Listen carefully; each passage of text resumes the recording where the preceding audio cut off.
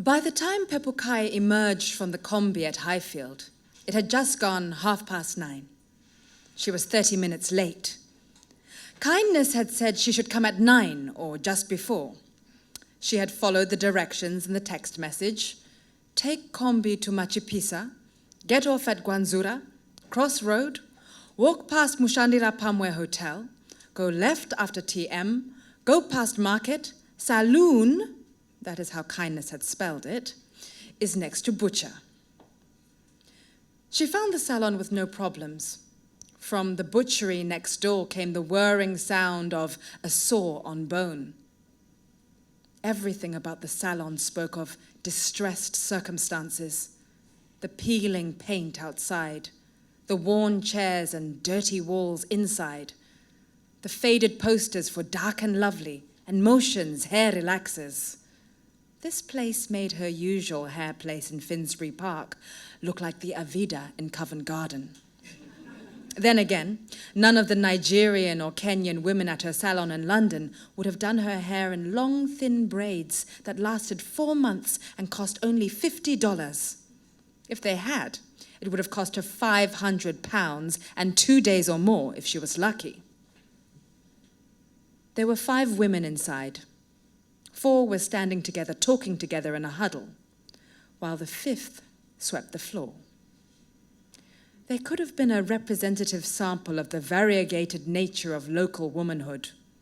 One was large, with a big stomach and bottom, and skin like caramel. Another was her opposite, thin and sallow, with long limbs and dark gums.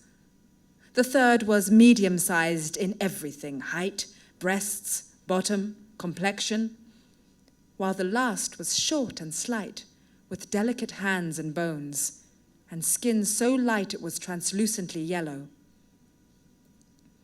The one thing they all had in common was their hair. It was dressed in the same weave, a mimicry of Rihanna's latest style, with dark hair tumbling to the shoulder and reddish hair piled up over one eye so that they had to peer out of the other to look at anything. It was a hairstyle that neutralized features rather than enhancing them. It suited none of them, giving them all the same aged look. Pepukai thought back to the Greek myths she had loved as a child. They looked like the grey eye might have done, had they had 1 eye each and had there been 4 of them. Away from the group of 4, the youngest of the women, not a woman at all, Pepukai realized, but a teenage girl of maybe 16 or 17 at the most, was sweeping the floor, leaving more hair behind her than she swept before her. Her hair was not in the Rihanna weave of her workmates, but was half done, with her relaxed hair poking out in wisps from one side of her head, while the other half was in newly plaited braids. All 5 looked up as Pepukai entered. She was the only customer. She felt their eyes on her, giving her that uniquely female up and down once-over that took in every aspect of her appearance and memorized it for future dissection. "Can we help?" the largest of the women said. "I am here for kindness." "Kindness!" they exclaimed together. The large caramel-skinned woman threw a hand to her mouth. The sweeping girl stopped, her hands on her broom, and looked at her open-mouthed. "Yes, kindness. I had an appointment with her at 8. Almost simultaneously, they turned to the right to look at a hairdressing station above which the name Kindness was written in blue and red glitter. Pepukai's eyes followed theirs. There were bottles and brushes and combs, but no kindness. "Kindness is late," said the large woman. I am also late. Quite late, in fact," Pepukai said. "How late do you think she will be?" "No, I mean late. She is deceased." "I'm sorry?" said Pepukai. They did not hear the question in her tone. "Yes, we are all very sorry," said the black-gummed woman. She passed away last night. We are actually waiting to hear what will happen to the body. She has gone to receive her heavenly reward. She's resting now. Poor Kindness. May her dear soul rest in peace, intoned the small, slight woman. All 5 of them came to her, and one after the other offered their hands to shake, as though they were condoling with her. As she shook hands with them, Pepukai did not know what to say. Things were now more than a little awkward. She was sorry, of course, that this woman that she had never met was so suddenly dead. She was about as sorry as she could be at any stranger's death. But, after all, she had not known Kindness. She had never even talked to her. She had only exchanged a series of texts arranging the appointment. The truth was that she was feeling slightly panicked at this news. Her flight to Amsterdam was at 10 that evening. Her afternoon was to be given to a whirlwind of last-minute shopping at Dune Estate and Sam Levy's, and farewells that would see her crisscrossing the city. She had only this morning left to get her hair done, and according to her sister, the now late lamented Kindness was one of the rare hairdressers in the city who had both the skill and the willingness to do the kind of braids she wanted. Even as these thoughts pressed on her, she did not think she could be brutal enough to say, effectively, that the death of this unknown woman was a major inconvenience for her. But she need not have worried, because the women came to her rescue. What did you want done? Said the black-gummed woman. Braids, Pepukai said. I would like long, thin braids, like this. On her phone, she showed them her profile picture on Facebook. Oh, you are the one who wants the shaba.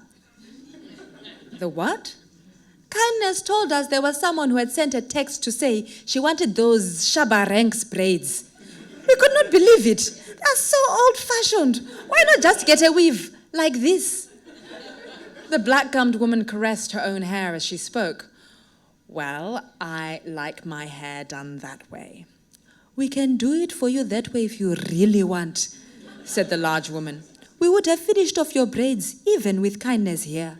She would never have finished alone in one day. It would have been the 5 of us doing your hair at the same time. It will be $80, and it will take us all 3 hours. Do you have your own extensions? This was not the $50 and 2 hours that Kindness had promised her, but Pepukai did not have the heart to argue. She handed over the extensions she had bought at Dax in Finsbury Park. They settled her into a chair at a station belonging to Matilda, who Pepukai gathered was the largest woman. The others introduced themselves. The black-gummed woman was Maishero. The small, slight one was called Zhenya, and the medium-sized everything one was Zodwa. As Maishero combed out Pepukai's hair to prepare it, the other 3 separated and prepared the extensions. Pepukai broke the silence by asking what had happened to Kindness.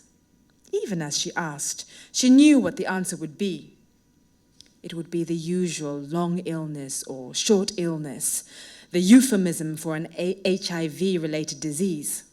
Wasn't it 1 in 4 dying, or maybe it was slightly less now that cheap antiretroviral drugs were everywhere? Kindness, who had gone to receive her heavenly reward, would probably be another death to add to the statistics. She was knifed by her boyfriend, said Matilda. Not knifed, said Zhenya. She was shot. Oh, that's right. Sorry, said Matilda. At first they said she was knifed, but it turns out she was actually shot by her boyfriend. You mean to say one of her boyfriends, added Zodwa.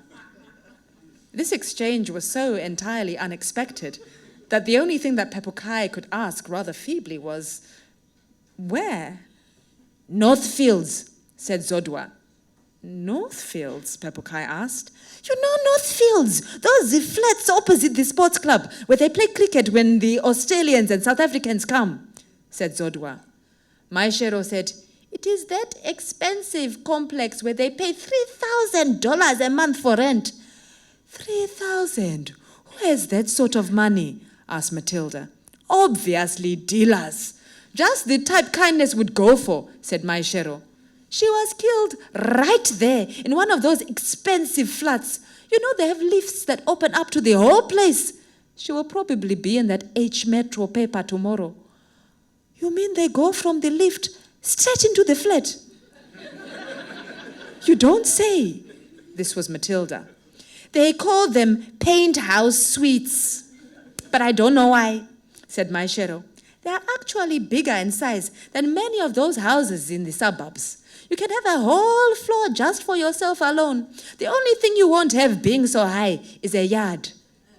You don't say, said Matilda. Well, my shadow continued, the cleaner came at 6 this morning, got in the lift, went to this paint house flat, and there she was, kindness, just lying there all shot, with bullets and blood everywhere. You mean she was shot with a gun? Said Pepukai. She can hardly have been shot with a cooking spoon now, can she? Retorted my shadow. All the dealers now have guns. All of the ones in Northfields anyway. They need the guns for their deals and, well, you know, said Jenya. From the door came a loud voice. Ndakapinda busy, my mwana, but listen, I have no more airtime. No more airtime. I said no more. Ende futhi ekonet. The voice belonged to a woman in her 50s who wore the blue-cloaked uniform of the Catholic Church with a white headscarf covering her head.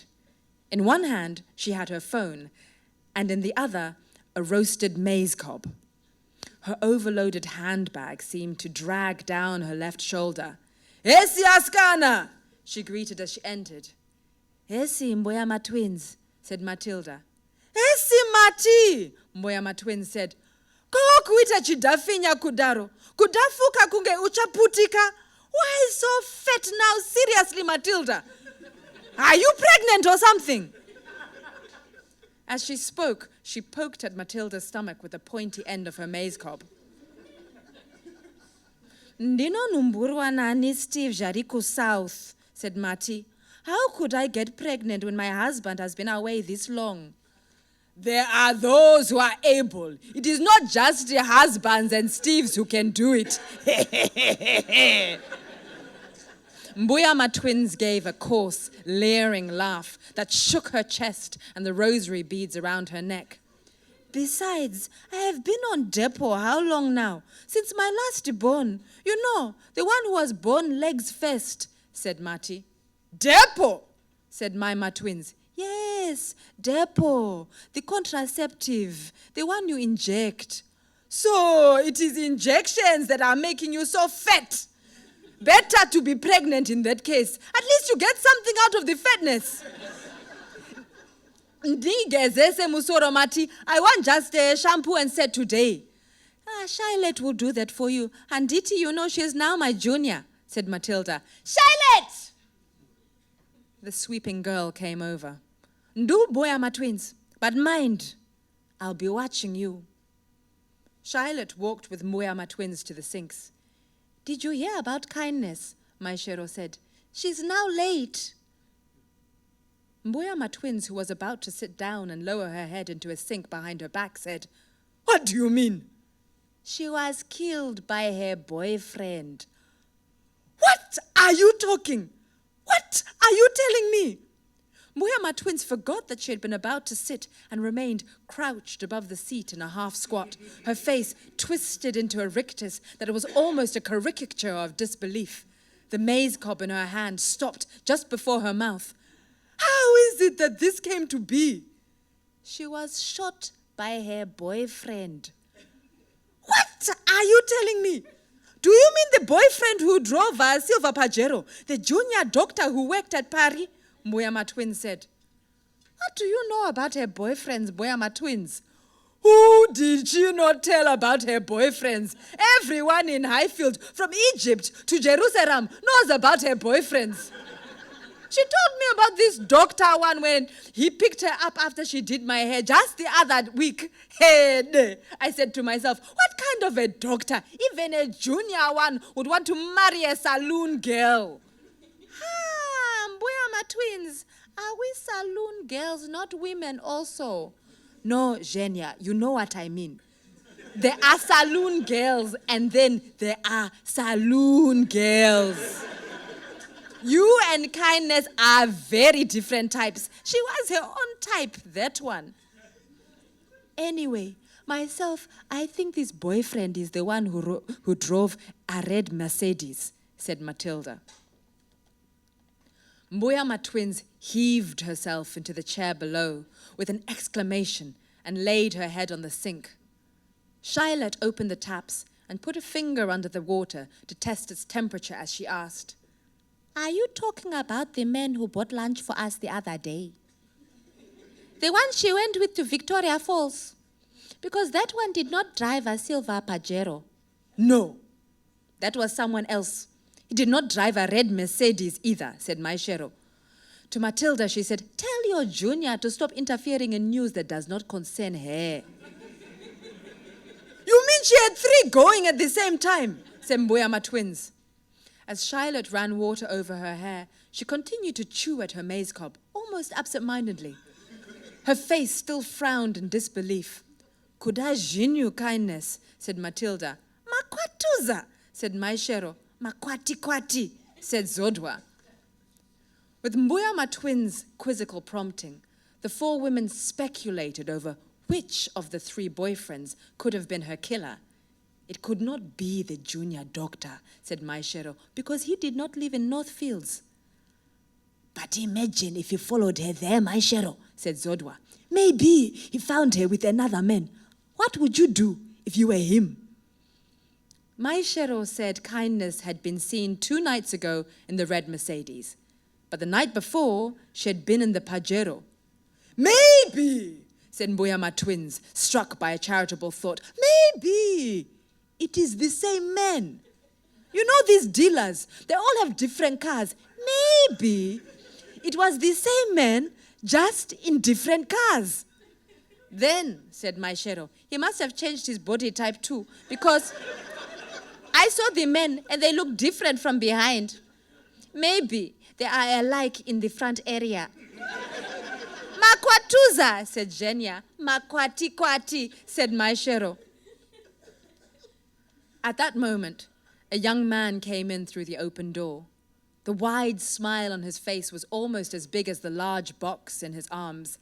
"Hesi, vana mothers," he said. "Today I have crisps, donuts, maputi, sausages, fish, belts, afrocombs, phone chargers, and cell phone covers. I also have a very good traditional herb for period pain that can also keep wandering husbands close, and that's also good for teething babies and for curing bad luck." "Let's see the fish," said Maishero. "Is it fresh, Biggie?" "It is very fresh. Fresh smoked fish just for you," said Biggie. "Biggie, you are back with that smelly fish of yours. When will you learn we don't want it? It's that Lake Chivero fish that swims in people's feces and urine, isn't it?" This was Zodwa. "From Kariba straight, mothers," said Biggie. "This is the fresh fish, fresh from Lake Kariba. Do I look like I would sell you fish from Chivero?" "But what is to say that it is really from Kariba?" Zodwa pushed him. "Did you go yourself to catch it yourself with your own 2 hands, Biggie?" "Mothers, when have I ever sold you something that was not genuinely and really real?" "Biggie, where do I even start? You once sold us relaxing cream that made the hair even harder after you relaxed it. And there was that soap that he said that had glycerine in it, but it produced no suds. Yes, a puppy rakana one day," said Zodwa. "And what about okay, mothers, okay," said Biggie. "Why can't you just forget some of these things? Even Jesus made mistakes." "But maybe the clients are interested." He thrust the box before Pepokai, who shook her head. "Don't shake your head," said Matilda. "I am planting the braids now." "What about you, Mbuyama twins?" said Biggie. "Undikwanire semari ye bazi iwe," Maima twin said. "Last time you sold me those batteries that didn't run, you still have not given me my money back." "What about you, Charlotte?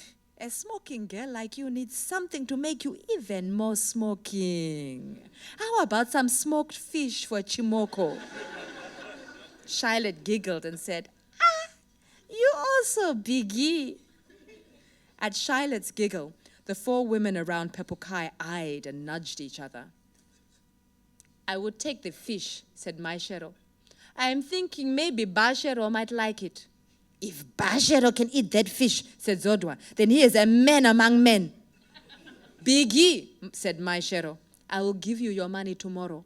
Kawani mothers, he said, no problem at all. Any excuse to come back. He grinned at Charlotte as he spoke. She smiled behind her hand. He was about to say more when his phone rang. He answered it on speaker.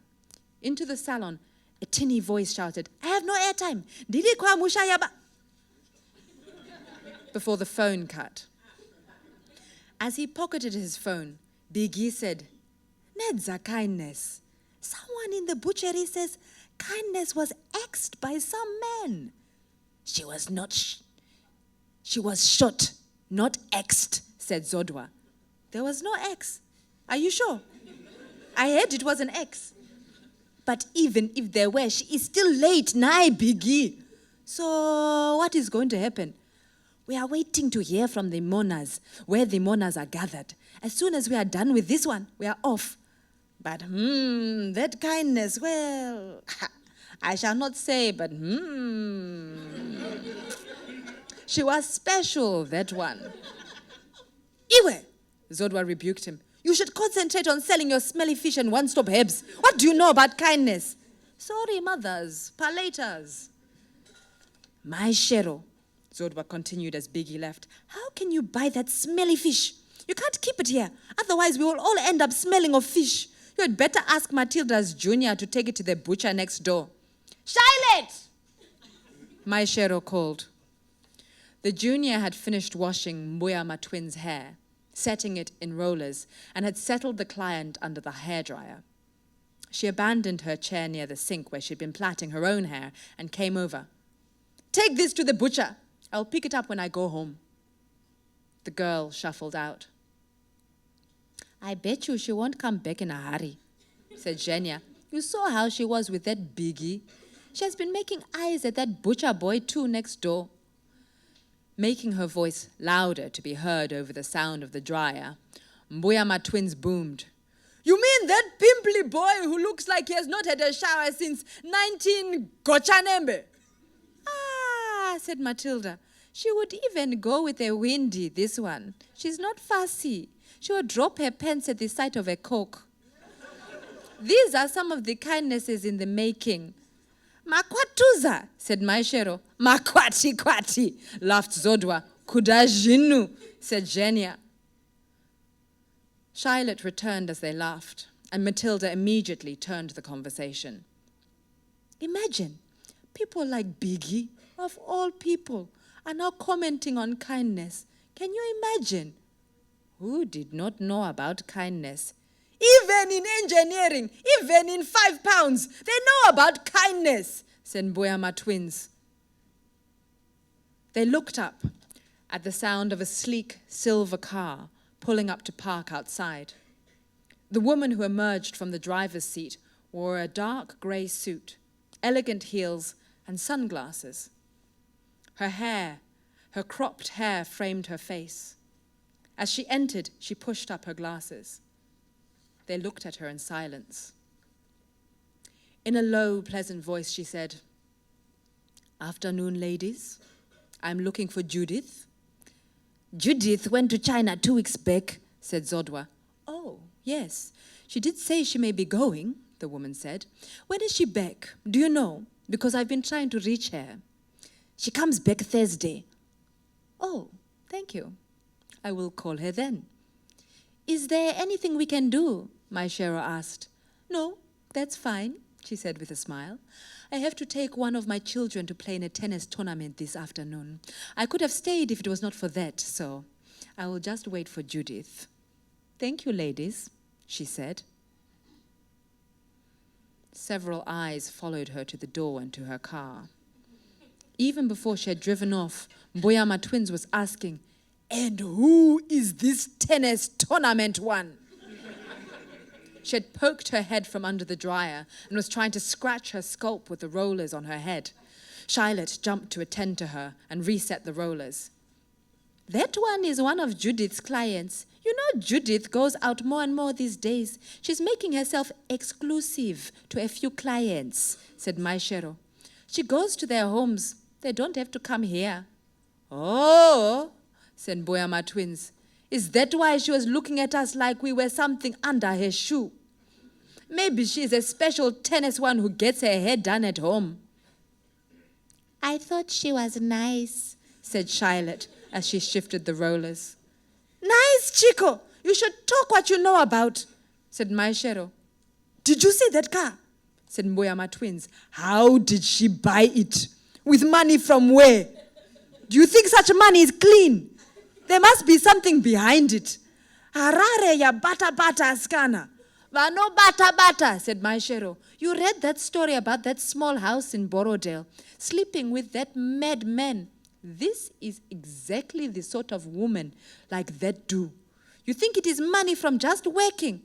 Ah, said Mboyama twins. Are you saying that woman is a small house? She isn't any man's kept mistress, said Charlotte. Judith said she has a very good job. She runs a big bank in town. She's not a small house. Exactly what I mean, said Mboyama twins. You would not believe the things that go on in banks.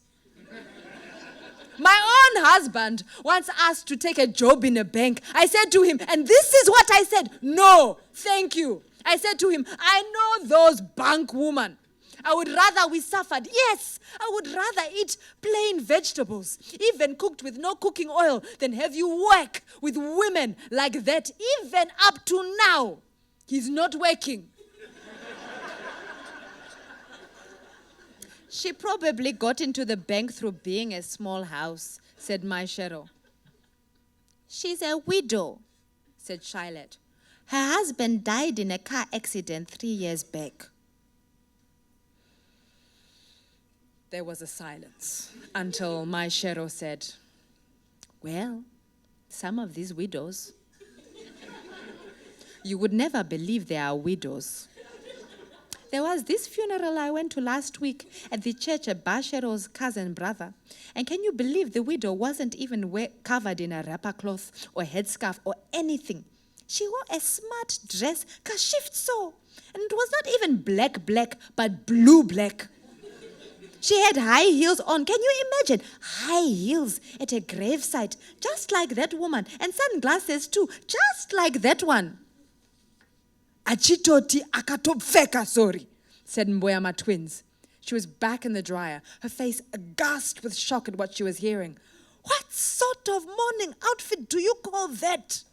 It was like she was going to a wedding. She even had makeup on and a black hat. There will be something there, said Mboyama twins. Mark my words. Before the year is out, you will have heard something. Ah, said Matilda. It would not surprise me at all. A sharp-eyed woman in a TM supermarket cashier's uniform entered, bringing with her the strong smell of the orange she was peeling and eating. Her TM name tag indicated that her name was Plaxides. As she greeted the others, she approached Pepukai to admire the now almost completed braids. Pepukai could smell the orange on her hands as Plaxides gathered up the plaits to examine them closer. This is nice, girls. This is nice, Plaxides said. Maybe I should have this next time. What do you think? Without stopping for breath, she said to Pepukai, Is your hair natural? She pulled at the little of Pepukai's hair that still remained to be braided. Again, Pepukai was hit by the smell of oranges. Pepukai said, Yes, it is. It is natural. Oh. Ende futhi makazochena. What perfume are you wearing? I think it's called Jardin sur Nil, said Pepukai. She was now being suffocated by the oranges smell. Jardin chi? Jardin sur Nil, said Pepukai. The smell of oranges was threatening to overpower her. What language is that? asked Plaxides. French, I think. Oh, sako munoto taura French. Not really, no, Pepukai said. I don't speak French. It smells expensive. It must be expensive. Is it expensive? How much is it? Where do you live? Never London, Ava, said Genia, with a proprietary ownership. London! Geniu! But why is your skin so dark? You don't look at all like you live in London. When do you go back? My flight is tonight, said Pepukai. I leave at 10. Tonight. Geniu, said Plaxides. My sister went there only 7 months. She was in London, but not London exactly. She was in Manchester. Do you know it? And she was almost as light as a colored when she returned. She was deported. Do you have a white man? But you don't look like the Mbira Zenarira type. That's what white men like in Africans. Women who just look rough so. Stop going on about white men, said Maishero. Have you not heard about kindness? Kindness? Kindness is late. She has passed away. Ah! In her surprise, Plaxides pulled at Pepukai's hair. Pepukai winced, but the other woman did not notice. Plaxides pointed to Kindness's empty station. Do you mean this Kindness? This one? Right here? That Kindness! Mboyama twins called out from under the dryer. Uyu Kindness, wekuzvinja uyu, who walked like her feet did not touch the ground and talked like she was chewing water, said Plaxides. That very one. That Kindness. That Kindness. How? She was shot by her boyfriend. She was shot by her boyfriend. She was shot by her boyfriend. But that one had so many boyfriends. This is just what we were saying, said Matilda. She wanted to be upper class, that one. And she thought the way to be upper class was to go out with an upper class man. Now, look at her. Eee. I should let my sister know, said Plaxides. For Pepukai's benefit, she added, that's the one who was deported from Manchester. But she's quite well up now. She lives in Ashdown. Into her phone, she said, hello? Hello, cuckoo. Ipa mama phone. Ipa ma. Hello, my cuckoo. And futi, iwe, you won't believe it. Kindness is late. Kindness. Kindness, mani iwe. The hairdresser. Don't you remember Kindness? You met her that time at the food court at Eastgate. Remember? We had gone to watch that film. What was it called? A rabbit, something. The one about those creatures who look like tokoloshis but act like normal people even though they're not actual people. Yes, Hobbit. That's the one. We had gone to watch Hobbit. And she was walking in front of us. And I said to you, my cuckoo, I said, I know that bottom. Yes. Yes. Very big. Chivindikitiso. Yes, that's the one. She wore a tight red trouser and a white blouse. Yes. Hansi, she died. Short. I said short. Yes, short. Yes. Shot with a gun. Ufunge. Yes. Some boyfriend. I don't know. Mira divunze. She turned to Matilda. Where did this happen? Northfields. In town, said Matilda. Plaxides turned back to her phone. Northfields. Northfields. In town. I said north. I have run out of airtime. Inga ihora, she said. But I have to go. My break is over. But I'll be back in an hour to find out more. If you're not finished with the braids, I will even come and help. Pepukai breathed at last. Plaxides' phone rang as she left, and they could hear her say, Northfields! Northfields, yes! She was shot at Northfields! As soon as she was out of hearing, Maishero said, is there a bigger gossip than that You know, don't you, said Zodwa, that her husband's sister and aunt actually actually beat her up once because of her gossiping. She's not the type that you can tell anything, said Mbuyama twins. As she talked, Mbuyama twins moved from under the dryer to a dressing station. Charlotte stood behind her to unroll her hair from the curlers and style her hair. Mbuyama twins admired her reflection in the mirror. Pepukai thought the wash and set made her neck and head look like a very small mushroom on a particularly bulbous stalk. As Charlotte sprayed liberal doses of a particularly smelly moisturizer over the finished hair, Pepukai tried not to cough. "Ende machena jwe kwa maiche naichai jo," said Maishero. "That looks so nice." "Ndachenaka," said Mbuyama twins. She preened in the mirror as she turned her head, the tips of her spread-out fingers lightly tapping her new hairstyle. "We have a function at church. This time, Bambo Vekwangu will have to come. I won't hear any more of his excuses. What sort of golf is it that is played at all hours?" The women nudged each other. Mbuyama twins, unseeing, continued to admire herself in the mirror. They all looked up as a voice came from the door.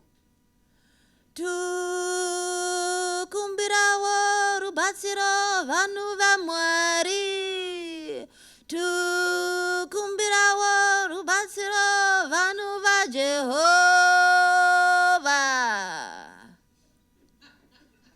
It was a blind beggar who was led by a small boy of no more than 7 or 8 years of age.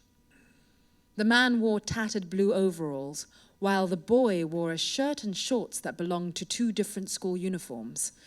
They were both barefoot. Matilda said, "Does anyone have $1?" Mbuyama twins rummaged through her overstuffed bag. Pepukai opened her purse. Zhenya let go of Pepukai's hair so that she could dig into her trouser pockets. Maishero and Zodwa went to their stations to get their handbags.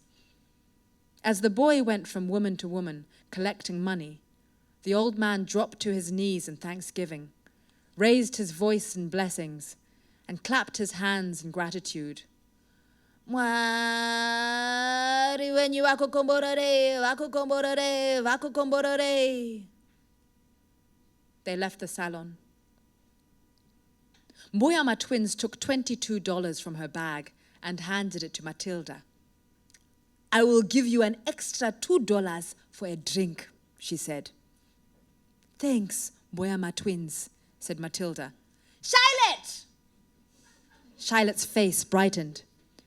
"Go and give this to Plaxides at TM. I owe her 30 for the relaxer. Tell her the rest is coming."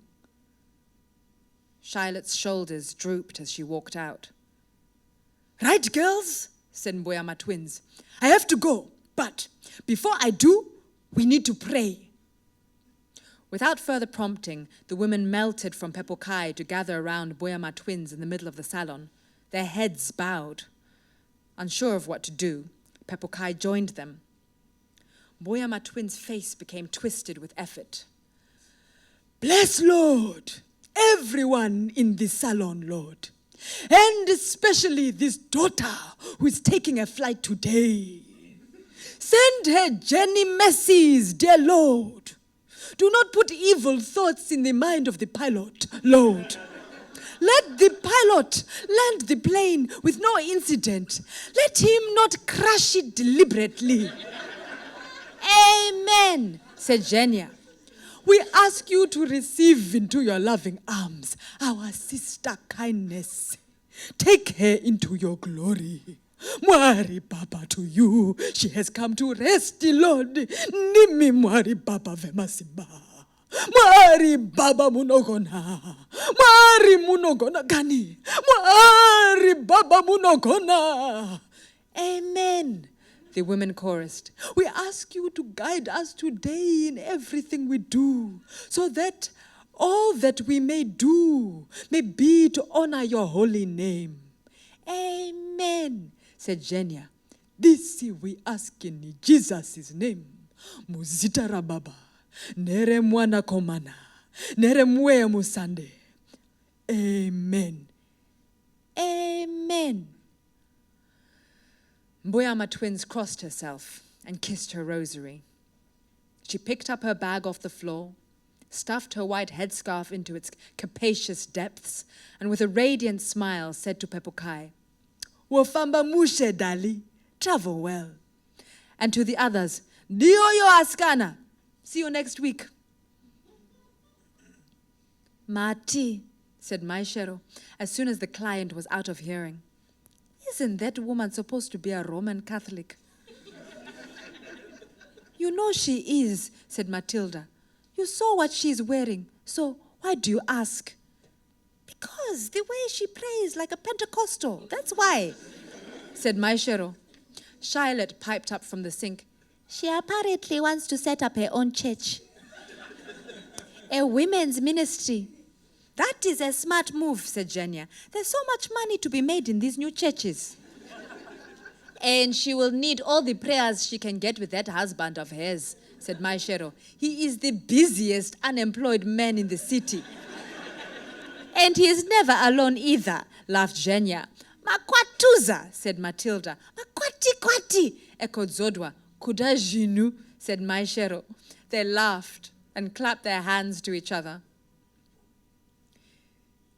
It took a little more talk of kindness and another hour before Pepukai was done.